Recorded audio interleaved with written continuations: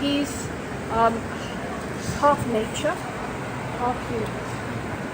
What's happening in late Victorian England? This is before Gerald Gardner and we've got the Folklore Society and the Pagan Roots thing going on, but it's before the witch thing's happening. What is happening? Well, the English countryside, particularly in the north, is being overbuilt with factories and factories and factories and factories. The beautiful rolling countryside is being overbuilt with cities that are sprawling and sprawling and sprawling. What is happening? People started wondering if there was going to be any woodland left. So that's going on. And suddenly this begins this thing about, well, what is the spirit? What would be lost if there was no woodland left? What would go? And people's, this idea of an English Pan arises. So Pan is a Greek thing, but everybody who's educated learns about Pan at school. And the idea of an English Pan, there's a Pan of England, which of course, Jane Ellen Harrison talked about feeling Pan in Spain. So Pan is kind of an everywhere nature spirit. And J.M. Barrie feels that as well, even though he's living in London. He's a writer, writers need to live where they can write. He can write in London. And Peter Pan is also has his lost boys. What are the lost boys? The lost boys are the boys who disappear out of hands. Let's remember the child mortality rate. Babies die all the time. People live with the sorrow of dead children all the time. So if you were anybody, you lived with the sorrow of dead brothers and sisters, probably multiples of children yourself. In Peter Pan, we have these coming together. Peter Pan is the spirit of those dead children.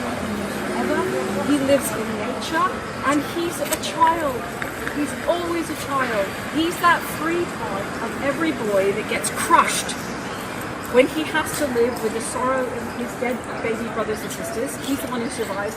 But what happens to a young man in London when he's 15 years old? He's got to wear a suit. He's got to go be a clerk, an article clerk, or work on the Docklands. He's got to go somewhere. And that's the end of childhood. Childhood ended very, very young for these people. So when J.M. Barrie wrote Peter Pan, it was to something free, something wild, something that boys experienced and lost, and to their connection to nature. And Peter Pan, surprise, surprise, captured the whole English imagination. It was, Peter Pan became the paganism for everybody. Right? Some people wanted to go off and join a witches' coven with Gerald Gardner and Pat Coder. Some people wanted to go join a magical order with Dion Fortune. Some people just read the stories and had a little bit of freedom inside of them. And I'm just going to read, before we move on, I'm just going to read, here it is. Here he is. And he's a little bit naughty. Because what happened if you were naughty and you were a boy with him? You were kind of beaten out. Bones were broken.